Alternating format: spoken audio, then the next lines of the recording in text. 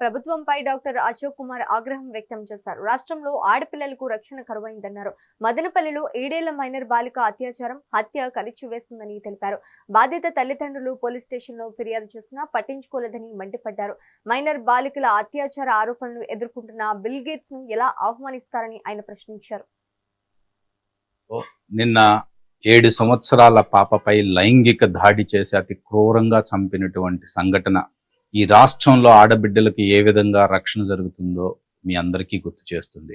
ముఖ్యంగా పాప కనిపించటం లేదని తల్లిదండ్రులు పోలీసులకు కంప్లైంట్ ఇచ్చినా గానీ మినిమం రెస్పాన్స్ కూడా లేదు అంటే ఒక్కసారి మీరు ఆలోచించుకోండి. అదే మదనపల్లి సబ్ రిజిస్ట్రార్ ఆఫీస్ లో ఫైర్ యాక్సిడెంట్ జరిగింది అనగానే ప్రత్యర్థుల మీద రాళ్లు వేయటానికి ఒక హెలికాప్టర్ తో పాటు అధికార రంగాన్ని మొత్తాన్ని అక్కడ గంటల వ్యవధిలోనే దింపినటువంటి ఈ ప్రభుత్వం ఇలాంటి సంఘటనల మీద రెస్పాండ్ అవ్వకపోవటం చాలా శోచనీయం. ఒకవైపు ఎప్స్టీన్ ఫైల్స్ ద్వారా చిన్నపిల్లలపై లైంగిక దాడులు చేశారని ఆరోపణలు ఎదుర్కొంటున్నటువంటి బిల్ గేట్స్ ని ప్రపంచ వ్యాప్తంగా, దాంతో పాటు సాక్షాత్తు మన భారతదేశం కూడా ఏ కార్యక్రమానికి ఇన్వైట్ చేయకపోవటం, ఒకవేళ చేసినా గానీ దాన్ని రద్దు చేసుకోవటం చూస్తున్నాము.